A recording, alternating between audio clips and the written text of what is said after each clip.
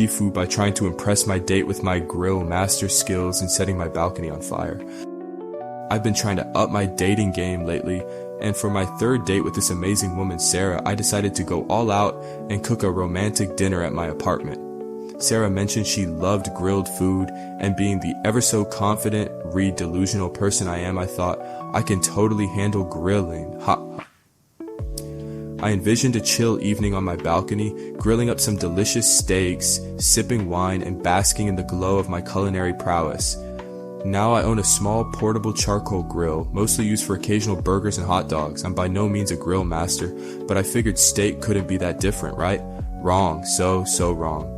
I bought some nice looking steaks, marinated them for hours, and even watched a few how to grill the perfect steak videos on YouTube. I was feeling prepped and ready to impress. Sarah arrived looking stunning as always.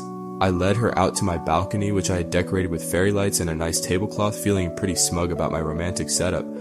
I had already lit the charcoal in the grill, and it was, shall we say, enthusiastically burning, maybe a little too enthusiastically. As I placed the steaks on the grill, flames erupted, like actual towering flames, licking up past the grill and threatening the fairy lights. I was a bit startled, but I figured okay, maybe a little flare-up, no big deal. I grabbed a spatula and tried to fan the flames down, which in retrospect was probably the opposite of what I should have done. Fanning flames with a spatula, genius move, I know. The flames, instead of subsiding, decided to get even more aggressive. They started engulfing the entire grill, licking at the wooden railing of my balcony. Sarah, who was initially impressed by the fiery ambiance, started looking slightly concerned. Smoke was billowing everywhere, and the smell of burning something other than steak was becoming quite prominent. Then I realized what was burning. It wasn't just the steak fat dripping onto the coals, it was the wooden balcony railing. The flames had spread, and my balcony was now actively on fire. Not romantic grilling fire, but yun laksi tire, but call the fire department fire. Panic set in. I grabbed a pitcher of water I had thankfully prepared for drinks, ironically, and threw it on the flames. Steam erupted, and the fire seemed to get angrier. Apparently water and burning wood don't mix well, who knew? Everyone, probably except me in my panicked state. Sarah, bless her quick thinking soul, grabbed the fire extinguisher from inside my apartment. She calmly, and probably judging me internally, aimed it at the base of the flames and unleashed a cloud of white powder. The fire thankfully was extinguished. My romantic grilling setup, however, was thoroughly annihilated. My balcony was covered in fire extinguisher powder, charred wood, and half-burnt steaks.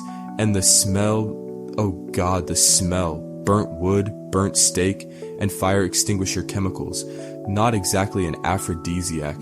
Sarah and I stood there coughing in the smoky aftermath, staring at the disaster zone that was my balcony. She started laughing, a slightly hysterical but mostly amused laugh. I joined in partly from relief that we hadn't burned down the entire apartment building, and partly from sheer embarrassment at my epic grilling fail.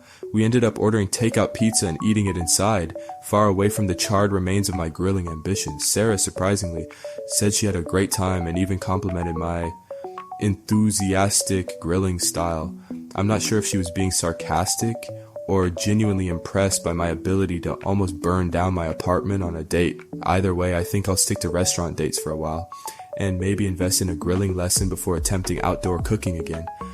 And definitely move the grill further away from the wooden railing. Lesson learned, grilling is not as easy as YouTube videos make it look. Fire extinguishers are essential dating accessories, and maybe, just maybe, my date is a keeper if she can laugh at my near arson attempt and still order pizza with me.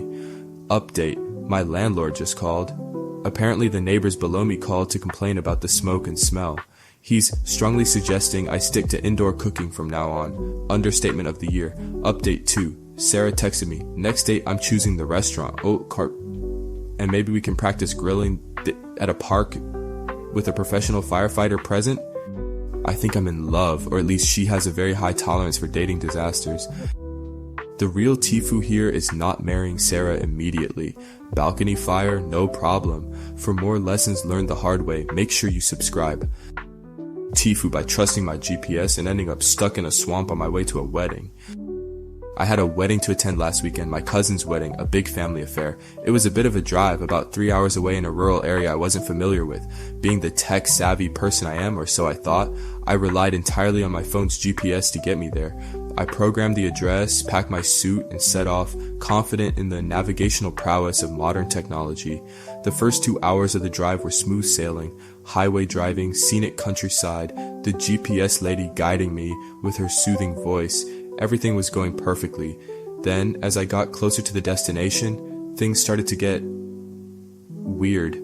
The GPS started directing me off the main roads and onto increasingly smaller and more questionable looking roads. Dirt roads, gravel roads, roads that barely looked like roads at all. I started to get a little uneasy. The scenery was becoming less scenic countryside and more dense forest and swampy looking areas. The GPS lady, however, remained unfazed, calmly instructing me to continue straight for 2 miles on what appeared to be a barely there dirt track leading into a murky swamp. "Are you sure about this, GPS lady?" I muttered to myself. "This doesn't look like wedding venue territory." But being the trusting soul I am, or again delusional, I decided to trust the technology. GPS knows best, I thought. Maybe it's a shortcut. Famous last words. I continued driving down the increasingly questionable road, my car bumping and rattling over rocks and potholes. The trees closed in around me, sunlight disappeared, and the air became thick with humidity and the smell of swamp. Still, the GPS lady insisted I was on the right path, bless her digital heart. Then, the inevitable happened. The road turned into a muddy, rutted track, and my car started to sink. Slowly at first, then faster. I felt the wheels spinning, losing traction in the thick mud. Panic set in. I was stuck. Properly stuck in the middle of nowhere in a swamp on my way to a wedding, and my phone signal was starting to get patchy. I tried reversing, accelerating, rocking the car back and forth, everything I could think of to get unstuck. Nothing worked. The car was firmly lodged in the mud, sinking deeper with each futile attempt to escape. I turned off the engine, defeated, and stared out the window at the surrounding swamp, wondering how I had managed to screw up so spectacularly. My phone signal was now completely gone. No GPS, no calls, no rescue. I was stranded in a suit, in a swamp. Hours away from the wedding, which was probably starting any minute now. My cousin was going to kill me. After a brief moment of existential despair, I decided to try and walk for help. I changed into some less wedding-appropriate shoes I luckily had in the trunk, grabbed my phone, useless as it was, and ventured out into the swampy wilderness. Mosquitoes descended upon me like a biblical plague. Mud sucked at my shoes with every step. I felt like I was in some kind of bizarre nature documentary, except I was the clumsy, suit-wearing protagonist who kept sinking into the mud. After what felt like an eternity of swamp walking, I finally stumbled upon a farmhouse. Salvation. A kind farmer, looking slightly bewildered at the sight of a mud-caked man in a suit emerging from the swamp, listened to my ridiculous story, chuckled heartily, and offered to help. He had a tractor, bless his rural soul. Long story short, the farmer and his tractor managed to pull my car out of the swamp. It took hours.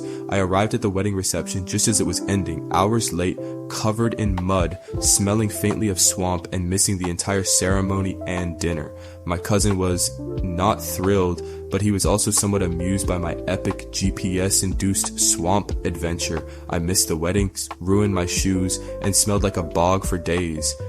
But hey, at least I have a great story to tell, and I learned a valuable lesson about trusting GPS directions, especially when they involve questionable dirt roads and swampy terrain. Next time, I'm using a paper map, and maybe a compass, and possibly a carrier pigeon for backup navigation. Lesson learned, GPS is not infallible. Swamps are surprisingly good at swallowing cars. And always bring a change of shoes to a wedding, especially if you're relying on questionable GPS directions. Update, my cousin keeps calling me Swamp Thing. The nickname is probably gonna stick. Family weddings are forever, and so are embarrassing nicknames, apparently. Update 2. Just check the GPS route again. Apparently there was a shortcut through the swamp for ATVs and off-road vehicles. My sedan, not so much. Thanks, GPS lady, you almost ruined my cousin's wedding and definitely ruined my day. GPS really took them for a swamp tour. Swamp Thing nickname? Absolutely legendary. For more tales of tech fails and hilarious mishaps, subscribe now and have an awesome day.